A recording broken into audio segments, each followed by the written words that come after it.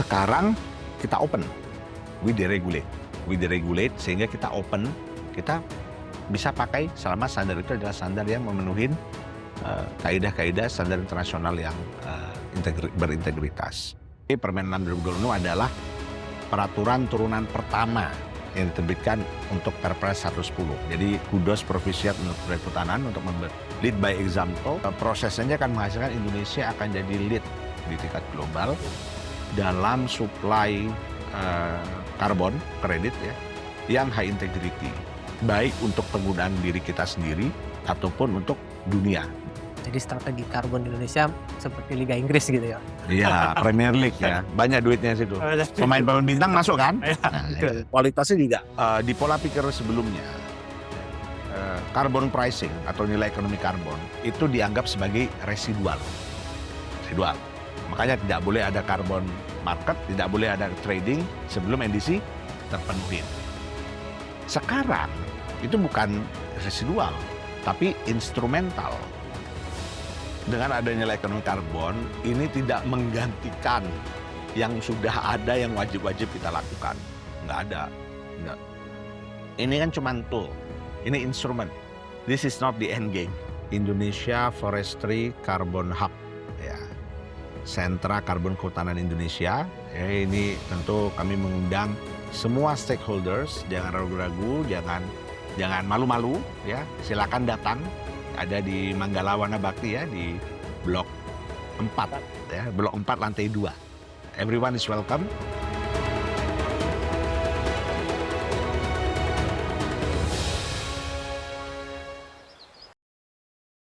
Halo EcoBuddies, hari ini saya Riko bersama rekan saya Sugiharto. Hari ini kita akan membahas isu yang sedang hangat, yaitu perdagangan karbon. Pemerintah Indonesia telah menerbitkan Perpres 110 tahun 2025 dan Permenhub 6 tahun 2026, yang mana membuka perdagangan karbon lebih luas lagi di Indonesia. Dan untuk mendalami isu ini telah hadir bersama kita Bapak Edo Mahendra. Beliau adalah penasihat utama Menteri Kehutanan Republik Indonesia. Baik, terima kasih sebelumnya Pak Edo. Kami diberi waktu, kesempatan untuk ngobrol-ngobrol nih Pak sebenarnya tentang dinamika sektor karbon di Indonesia maupun di sekitarnya. Mungkin masuk ke pertanyaan pertama nih Pak. Setelah Perpres 110 dan Permenhub 6 sudah terbit, apa Pak perubahan yang paling mendasar di tata kelola perdagangan karbon dan mungkin bagian mana yang paling penting Pak? Yang memberi kepastian kepada investor, pengembang, dan masyarakat juga yang terlibat. Baik, terima kasih untuk pertanyaannya. Jadi memang Peraturan Presiden 110 tahun 2025 itu adalah sebuah produk regulasi, kalau boleh saya pakai bahasa ini ya, monumental. Apa arti dari monumental nih? Monumental ini artinya adalah ini adalah produk yang benar-benar sebuah gebrakan, ya, menandakan datangnya a new dawn of an era, ya, era baru, ya, bagi fajar menyingsing baru ya, bagi pembiayaan eh, sektor ini ya, lingkungan, pembiayaan iklim di climate financing untuk Indonesia, menandakan gebrakan baru, era baru. Dalam hal apa? Pada akhirnya Indonesia dengan tekad bulat dan rencana yang terstruktur, ya, clear ke depannya, kita akan mengoptimalkan nilai ekonomi karbon sebagai salah satu instrumen bagian integral dari strategi pembiayaan iklim kita. Nah, peraturan presiden itulah tonggaknya, tonggak dimulainya. It's the start of an era. Apa yang berbeda? Jadi ada 3 hal mungkin ya yang bisa saya share di sini ya. I would say the fundamental, philosophical dari perbedaan ini. Yang pertama, kita sekarang adanya integrasi, ya, integrasi dari environmental targets dan development aspirations. Nah, apa artinya itu? Kadang kan ada orang selalu berpikir bisa ada trade off nih antara apa namanya target lingkungan dengan aspirasi pembangunan, ekonomi dan sosial. Dengan adanya Perpres 110, itu sebenarnya kita menunjukkan bahwa itu sebenarnya bisa gabung jadi satu, ya. Artinya apa? Artinya harusnya karena ini judulnya kan nilai ekonomi, Iya. harusnya ada penciptaan nilai ekonomi di sini yang mana bisa tercapai, kalau bagi saya bukan 2 target, tapi 4. Apa itu? Yang pertama itu environment. Nilai ekonomi karbon mendukung tercapainya target-target lingkungan. Apa itu target-target lingkungan? Misalkan NDC kita, atau full net sink untuk spesifik kehutanan. Yang kedua, untuk dimensi ekonomi. Apa itu?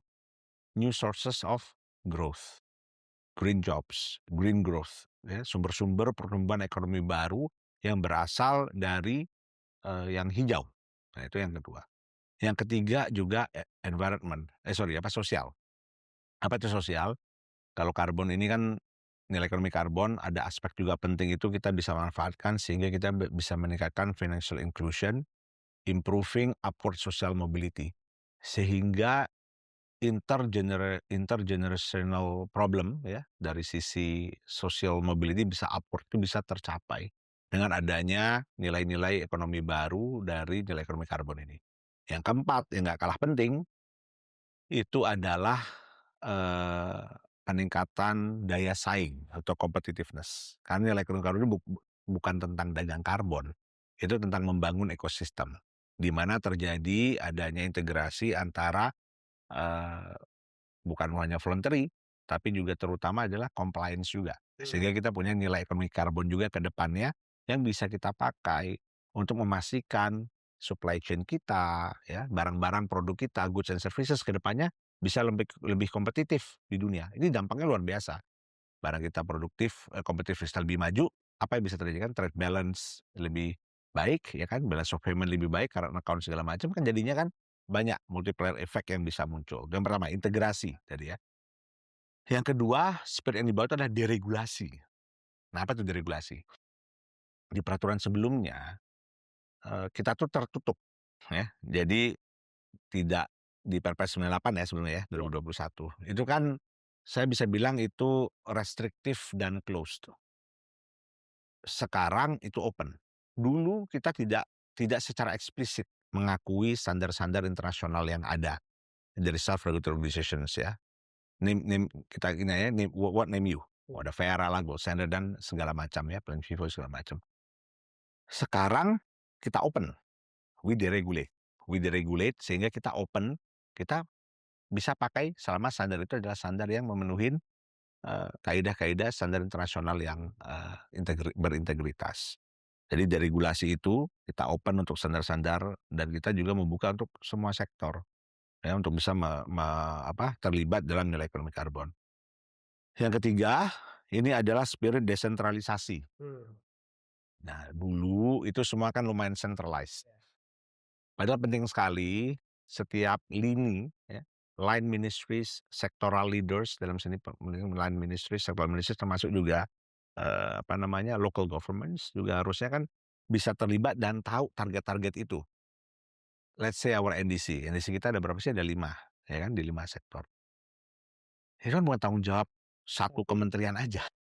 Itu tanggung jawab justru jenderal besarnya, komandannya itu adalah kementerian terkait, menteri terkait di situ. Ini hanya akan bisa terjadi ketika ada pendelegasian wewenang, desentralisasi, termasuk desentralisasi authority di sini untuk pencapaian NDC tersebut secara clear. Karena kan with power comes responsibility, kan ada yang bilang gitu ya. Nah, jadi dengan adanya authority ini, responsibility juga datang. Line ministry harus tahu angka NDC mereka berapa, targetnya seperti apa, bagaimana cara mencapainya, strategi-strategi apa, sehingga everyone bertanggung jawab. Jadi kita terbiasa ada target, kita bisa penuhin target ini. Jadi kita dapat tepuk tangan tidak hanya di depan, tapi juga paling penting di belakang. Jadi Perpres 110 ini saya rasa dapat sambutan yang sangat positif, ya, tidak hanya dari dalam negeri tapi juga internasional. Karena membawa juga spirit overall selain 3 tadi adalah spirit to simplify, because nilai ekonomi karbon itu hal yang kompleks. I wouldn't say complicated, I would say kompleks ya. Itu bisa kita simplify, kita harus simplify complex things dan paling penting itu bisa enforceable. Jadi kita bisa bawa kerangka peraturan yang simplified dan enforceable, dan untuk pertama kali juga Indonesia selalu tanya kan, "Apa yang beda?" Saya bilang, "This time is different," karena sekarang political will is translated into actions. Actions-nya apa? Paper. Paper itu apa? Itu kerangka regulasi yang very clear mengenakan banyak ini. Kurang lebih seperti itu. Apa yang berbeda dulu dan sekarang, spirit apa yang dibawa, promises, hope apa, dan saya rasa kita secara konsisten terus membangun kepercayaan itu tidak dengan janji, tetapi dengan bukti. Oke, oke. Pak, kalau bicara detail ya, Hmm. detail di Permenhub 6 2026 ini, salah satu poin yang menarik, eee, perdagangan karbon tidak melulu di proyek karbon, tapi ada Hmm. muncul isu soal nesting dan, jirat ya. Ya, Nah itu sebenarnya filosofinya kenapa seperti itu, Pak Eko? ya. Mungkin bisa diceritakan dan, mungkin, eee, bagaimana ke depan proyek-proyek, jirat ini bisa berjalan ke depannya? Baik. Jadi memang mazhab pembiayaan iklim ya, saya bilang ada 2 kan, ada yang nggak percaya sama market base, Iya. ada yang udah market aja gitu ya. Ini sebenarnya saya percaya in the end of the day, everything matters. Semua punya peranan, semua bisa berperan. Sama dengan ini, sama dengan mau tingkat apa, tingkat proyek, apakah tingkat jurisdiction yang hanya model RBP, bagi saya kita harus bukan kembali ke laptop ya, Iya. tapi kembali ke filosofi dasar. Jadi kita nggak usah ribut dengan analogi ini itu, balik aja ke the first principle Hmm. dalam kerangka berpikir. Apa sih yang kita cari dari ini? Kita punya apa? Tadi 4 target tadi ya, Iya. keinginan lah dimensi ya. Tentu utamanya adalah lingkungan. Let's say lingkungan, kita mau capai NDC kita. Kalau kita lihat ada persamaan, itu kan dari sisi sebelah kanan tuh. Ini kita punya objective function. We want to reach this. Dari situ kan kelihatan tuh, apa yang perlu, variable-variable apa yang kita perlukan sehingga itu bisa tercapai.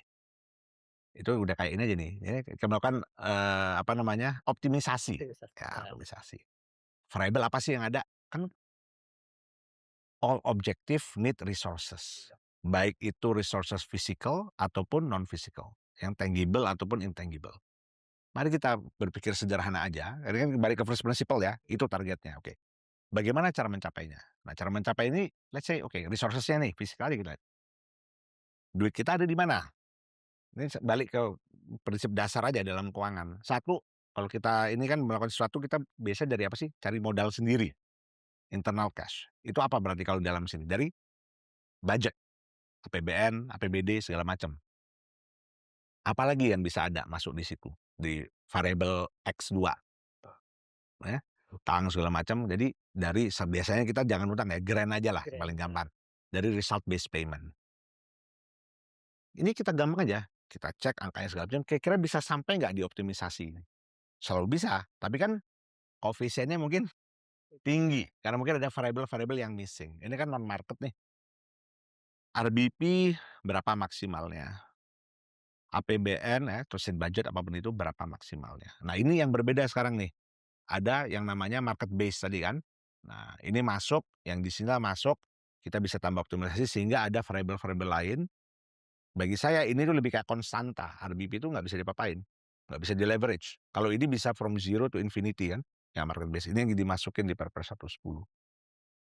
Kemudian kalau ditanya, kenapa kalau gitu apakah ada trade off antara jurisdiction dan itu? Tadi saya bilang tadi kan, dari persamaan sederhana tadi aja, itu kelihatan bisa ada coexistence antara kewajiban yang harus dilakukan lewat anggaran, dukungan ya dari ya let's say artikel 5 ya, kalau di Paris Agreement tuh, ya, dari RBP-nya segala macam, dan dari market juga bisa. Ini kan bisa hidup berbarengan. The spirit of coexistence inilah yang bisa kita optimisasi, yang perlu dijabarkan. Itulah disebutkan di Permen 6 2026. By the way, Permen 6 2026 adalah peraturan turunan pertama yang diterbitkan untuk Perpres 110. Jadi kudos provisiat untuk Kehutanan untuk lead by example seperti apa. Dan itu juga dipuji ya oleh internal, eksternal. Ya, kalau kurang-kurang pasti ada ya, karena kan namanya produk manusia pasti nggak ada yang sempurna. Tapi itu dianggap produk yang bagus sekali ya. gebrakan yang luar biasa benar. Nah, di situ kita sebut nesting. Nah, nesting itulah konsep yang kita approach sehingga semua bisa hidup berbarengan di situ. Kenapa? Karena karbon ini kan sama aja kayak kalau kita pergi mau beli mobil. Beli mobil pengennya mobil yang mereknya bagus, harganya mahal. Tapi apa daya, kantong lumayan sempit. Jadi kan harus nyari, wah kemana nih? Ya udah deh saya cari mobil bekas. Di mobil bekas ini kan barang itu ada macam-macam. Ada yang beneran masih bagus kondisinya, ya udah 2 tahun dia pengen ganti mobil. Ada yang mungkin sudah pernah kelelep sampai atap mobilnya. yang memang pengen dijual. Tapi pas sudah kita datang sana, itu semuanya kok kayaknya sama. Yang jualan mungkin nggak ngasih tahu. Ada fenomena yang namanya itu information asymmetris di situ. Jadi itu kalau bahasa gaulnya itu ada market for lemons. Nggak bisa kita bedain mana yang jeruk, mana yang limau. Kita maunya jeruk, dapatnya limau. Nah, sama kayak gitu. Ketika proyek-proyek itu sendiri-sendiri, proyek ini kan bervariasi ya segala macam. Ya, jadi ada yang baik, ada yang tidak baik segala macam. Dan yang jangan lupa, ketika kita berbicara sebuah jurisdiksi, let's say Indonesia nasional, ini kan juga ada hal yang perlu kita jaga untuk masalah karbon yang diturunkan itu juga memiliki integritas secara jurisdictional. Mungkin bahasa ininya ya, kalau bahasa yang lebih boring itu masalah isu carbon leakage-nya di sana juga. Ya. Jadi disitulah dengan adanya nesting, dengan adanya pendekatan masuk jurisdictional risk di situ, ya itu nanti bisa akan lebih berintegritas. Baseline-nya, incorporating dari potential leakage, karena semua kan udah masuk rumus tuh, ya kan. Cuman memang dari Kementerian Kehutanan kita nggak gegabah, karena Indonesia kan mulainya kan dari tertutup ya, dari nol kalau saya bilang, dari titik nol. Jadi titik nol perubahan itu nggak bisa Big Bang. Kalau Big Bang kita bisa ini ya, bisa kaget nanti, shock. Kita perlahan. Dalam waktu dekat ini yang kita buka apa sih? Yang VCM dulu, legacy project kemarin. Apakah itu project base? Project itu project base. Apa mulai dari itu dulu? Kenapa? You gain trust. Jadi Indonesia nggak mau nomor nih. Saya bilang kan, political will jadi paper. Paper jadi action, results. Ya, keluar. Selesai itu, kita perbaikin satu persatu integritasnya itu. Makanya Indonesia ikut berbagai macam inisiatif ya. Termasuk kita punya MOU dengan ICVCM, ya. Kita juga masukin konsep note kepada art, ya, untuk baik itu TRIS ataupun HFLD ya, tergantung mana yang cocok. Dari situ kita percaya nanti prosesnya akan menghasilkan Indonesia akan jadi lead di tingkat global dalam supply karbon kredit ya, yang high integrity, baik untuk penggunaan diri kita sendiri ataupun untuk dunia dalam pencapaian ini kita ya, target NDC global ya. Implementasinya bagaimana? Proses sehingga coexistence dari segala macam project level, jurisdictional ini bisa baik lewat nesting yang disebutkan secara eksplisit di Permen 6, itu kami lakukan secara satu inklusif, sangat terbuka. Dan Permen 6 pun juga udah kita mulai itu. It was a very, very inclusive, open process. Nggak pernah kejadian. Yang baru itu sangat open, makanya produknya bagus. Selain inklusif juga akademik. Jadi ini akademik kita undang semua. Nggak apa-apa, kita berdebat, kita berdiskusi, cari model yang dan skema yang terbaik, the most robust. Dengan itu Indonesia bisa punya skema yang terbaik, kalau bisa terbaik di dunia, karena kita punya asetnya, kita bisa optimalkan dengan baik. Jadi implementasi dari nesting ini tidak akan buru-buru, ya kita step by step, tapi prosesnya saya bisa pastikan akan inklusif dan akademik. Oke.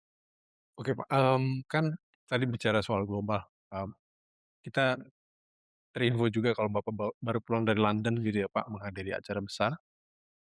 Dari pertemuan di London itu Pak, apa sebenarnya yang paling dicari oleh pembeli karbon internasional dari Indonesia? Dan jika dibanding dengan negara lain misalnya seperti Brazil, Peru, dan negara Afrika lainnya, dalam memperebutkan pasar karbon berbasis hutan. Sebenarnya sama aja ya. Jadi gini, karbon itu bukan sesuatu yang unik kayak wah ini beda nih dengan produk-produk lain atau ini goods and services. Karbon kan intangible kan sebenarnya, tapi sebagai biar diberikan pricing sehingga barang-barang ini bisa jalan. Market mechanism-nya ada insentif. In a way it's a type of incentive product kan sebenarnya. Jadi maksud saya kalau saya bilang gitu, sama aja yang dicari oleh semua, mau investor, mau pembeli, mau project developer, is the same thing dengan kalau orang mau melakukan bukan investasi ya, tapi aktivitas ekonomi. Apa yang dicari pertama? Yang pertama dicari itu adalah clarity, kejelasan. Harus jelas dulu. Apa harus jelas? Ya, rule of the game. Ya kan? Gimana nih cara mainnya nih kan? Orang ngerti cara main, jadi sehingga orang tidak melanggar hukum. Semoga dengan memahami rule of the game bukan berarti mereka bisa mencari celah untuk belajar hukum ya. Tapi clarity is important, itu nomor satu. Habis apa yang kedua?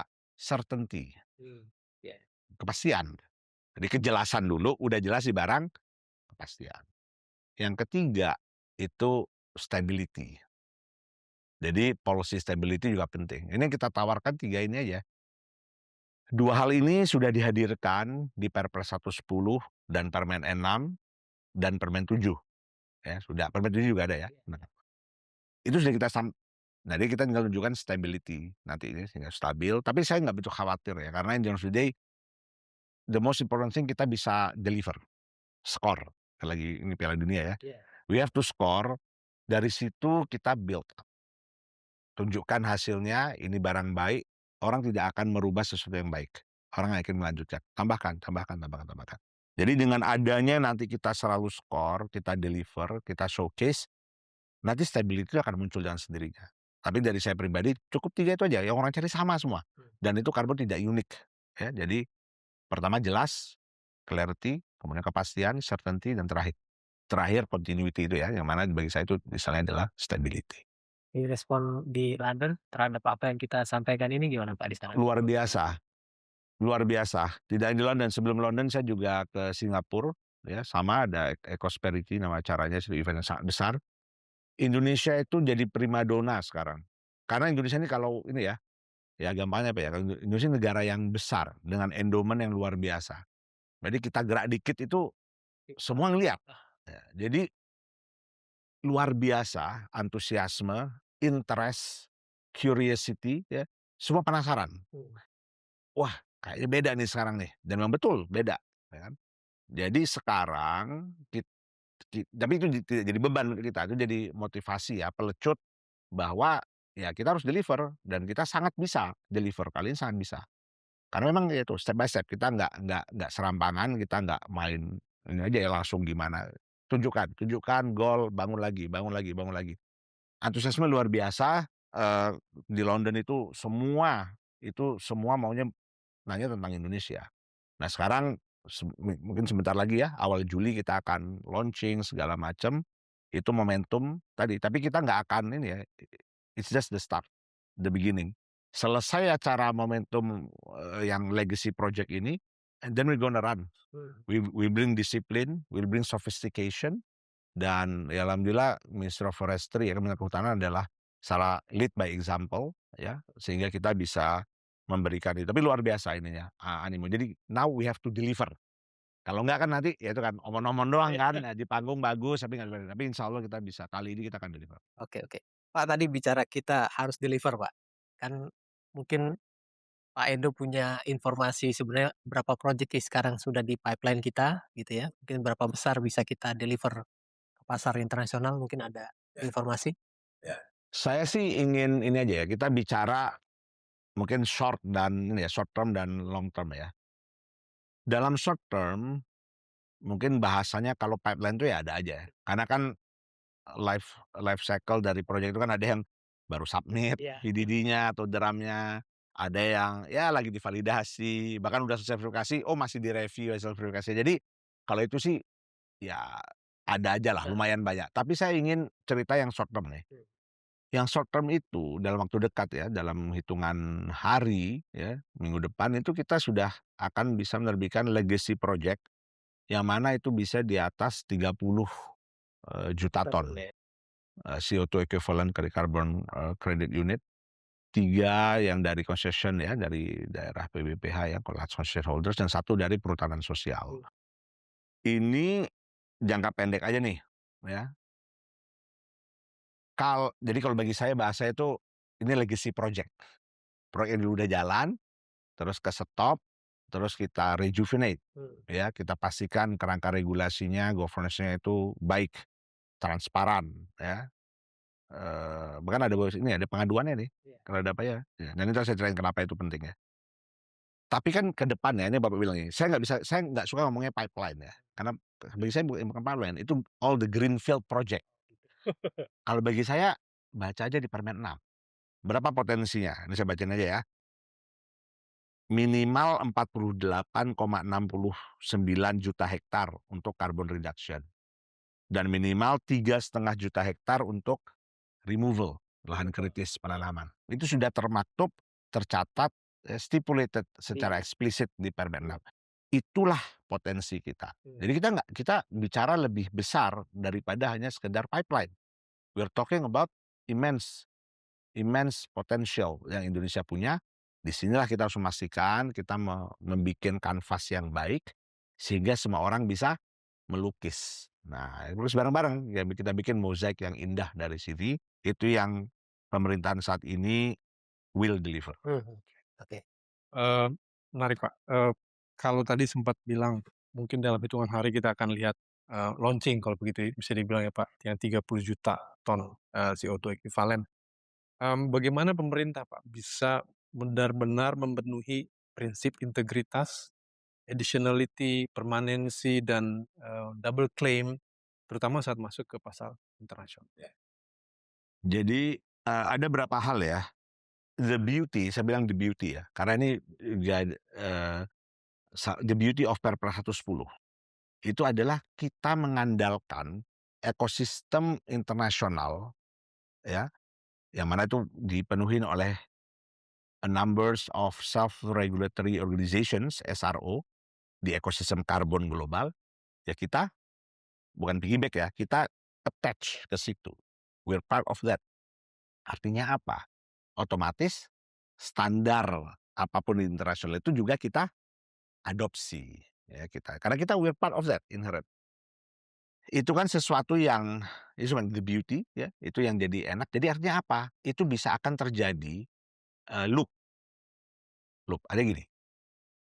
International standar sudah jadi segala macam ya, nilainya kan sempat miliaran dolar, sekarang mungkin 2 miliar, tapi kan karena ada the problem of trust. It's supposed to be state of the art. Tapi kita tahu, karena buatan manusia tentu nggak ada yang sempurna, ada kurang-kurangnya.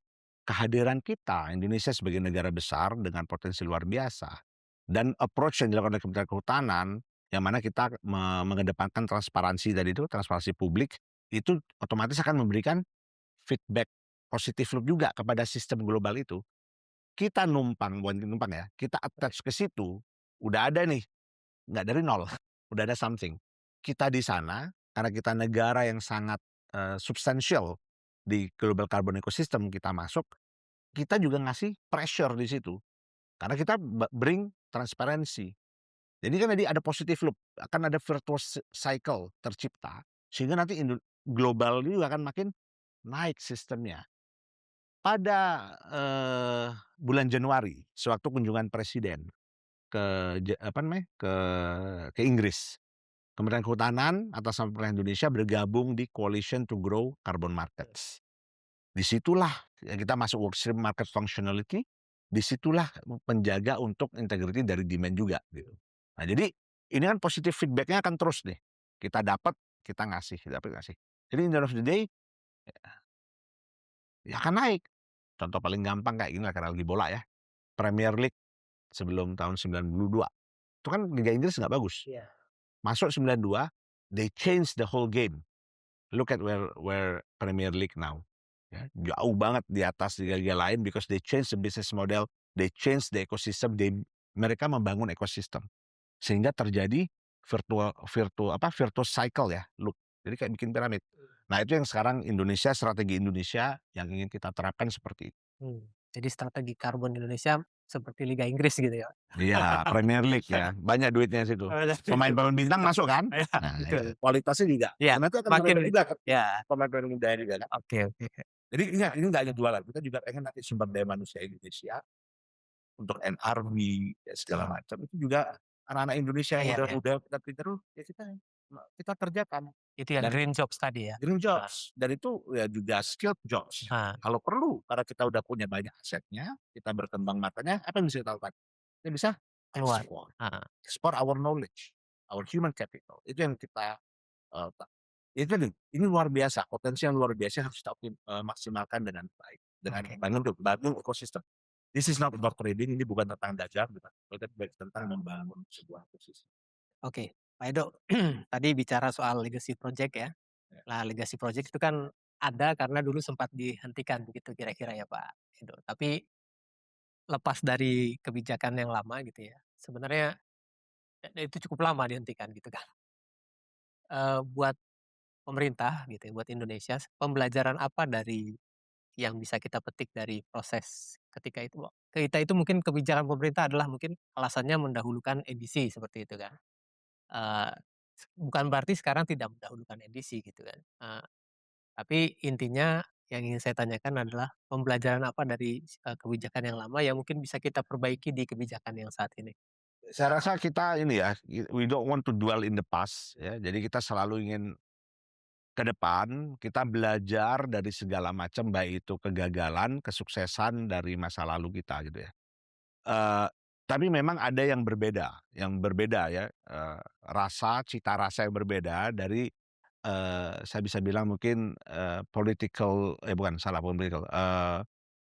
pendekatan ya, approach dari perubahan iklim ini. Gampangnya begini, di pola pikir sebelumnya ya, carbon pricing atau nilai ekonomi karbon itu dianggap sebagai residual. Makanya tidak boleh ada carbon market, tidak boleh ada trading sebelum NDC terpenuhin. Sekarang itu bukan residual, tapi instrumental. Itu bagian dari situ. Dan itu sudah sesuai dengan prinsip-prinsip dari Paris Agreement. Artikel 6, perdagangan karbon. Apa tujuan dari artikel 6? Perdagangan karbon sehingga bisa membantu tercapai NDC. Iya. Adalah sesuatu yang logically inconsistent. Ketika kita harus penuhin dulu NDC kita, baru kita berdagang karbon residualnya. Ya berarti itu tidak, kan secara logical itu tidak, itu logical inkonsistensi. Padahal harusnya kita pakai carbon pricing sebagai instrumen untuk mencapai NDC kita.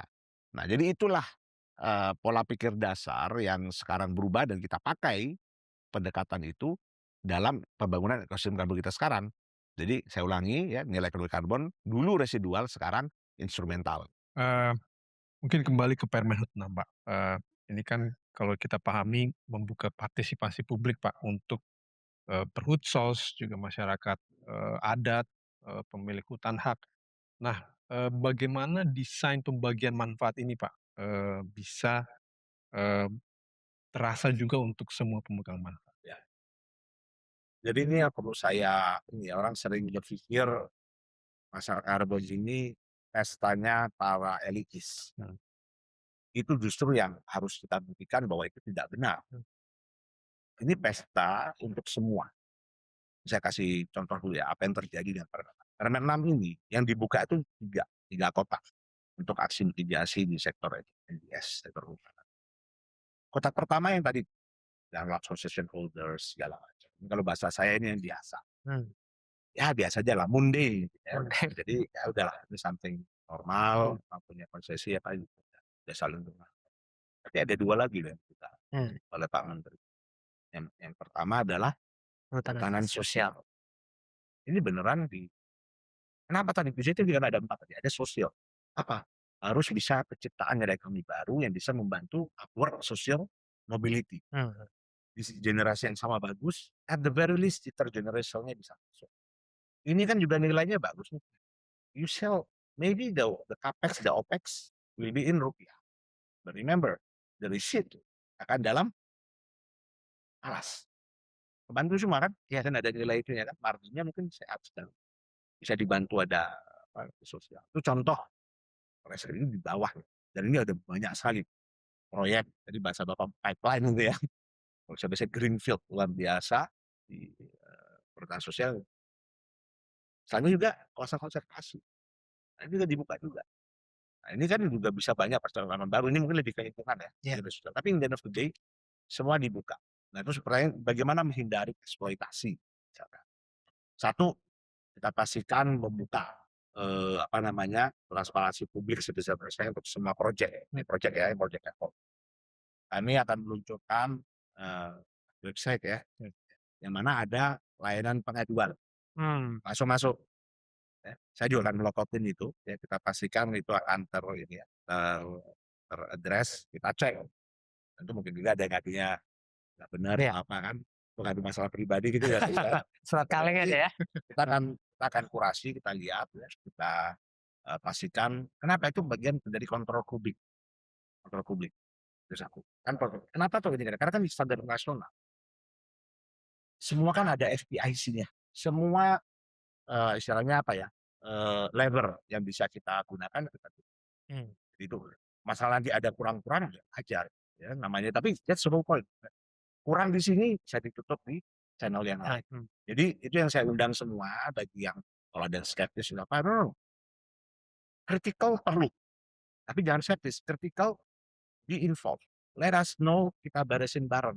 Ya, namanya orang kan tuh macam-macam ya. Tapi mari kita ini kerjain bareng karena ini mungkin one of the few last remaining potensial buat Indonesia untuk jadi optimal leading di dunia. Jadi mari kita bangun dengan ekosistem yang baik. Ini kita butuh semua pihak ya, sehingga ini bisa terbangun dengan baik. Jadi jangan salah pikir ini untuk tentang dagang, tidak, tentang membangun sebuah ekosistem. Mungkin di pertanyaan kedua terakhir nih Pak, selain tujuan kita kan dari target volumetric kita bicara nih Pak, 2030 bisa minus 140 juta ton CO2 ekivalen. Pertanyaannya kalau dari kami, bagaimana kementerian pemerintah bisa memastikan kredit karbon itu tidak mungkin bisa dibilang terlalu sempit berorientasi kepada ton CO2 aja, tapi juga bisa mungkin ke biodiversitas, pemulihan, dan pengendalian deforestasi dan sebagainya macam. Mungkin ini perlu saya tegaskan ya, dengan adanya nilai ekonomi karbon, ini tidak menggantikan yang sudah ada yang wajib-wajib kita lakukan. Nggak ada. Nggak. Ini kan cuma tool. Ini instrumen. This is not the end game. Ya, jadi sama sekali tidak ada perubahan fokus, nggak ada. Yang ada penambahan instrumen dari tactical kita gitu ya, ammunition kita nambah. Ya, yang mana contoh nih, misalkan kalau orang kan gini, dengan market base ini orang bikin karbon kan pengen proyek yang baik, harga yang baik. Gimana cara dia bisa dapat harga bonus premium yang baik? Ada banyak cara, among others, salah satunya adalah kalau mereka punya nilai biodiversity yang juga terlihat di situ, lebih bagus di situ. Nah, nanti itu kan akan naik, ada premiumnya. Itu contoh kan, itu kan market sistem mekanisme pasar bekerja di situ kan. Jadi kita nggak perlu, kita sisapkan aja rule of the game dengan baik. Nanti itu akan memberikan kontribusi positif juga. Jadi saya nggak melihat ada trade-off, nggak ada sama sekali. Itu tetap jalan. Rehabilitasi das dan itu tetap tidak ada trade off sama sekali, tidak ada sumber daya yang dialihkan buat ini, nggak ada. Yang ada justru ini nambah senjata ya, nambah amunisi sehingga bisa mencapai yang tadi itu kan. Ini bukan end game, ini cuman tool, cuman instrumen. Itu aja, as simple as that, tidak lebih tidak kurang. Pertanyaan terakhir mungkin Riko. Dari Mas Ugi. Oke. Pak, ini kan karbon tadi kan apalagi sudah ada desentralisasi tadi Pak di Perpres ya. Nah, ini artinya kan masing-masing kementerian seperti dari awalnya memang sudah sebenarnya punya otoritas Pak ya. Tapi bagaimana memastikan mungkin kalau dari kementerian koordinasinya Pak dengan kementerian lain seperti apa supaya yang tadi pemanfaatan potensi kita nih yang bisa kita manfaatkan ini bisa benar-benar optimal gitu Pak. Baik. Jawaban untuk itu adalah ada di secara eksplisit ya di Perpres 110.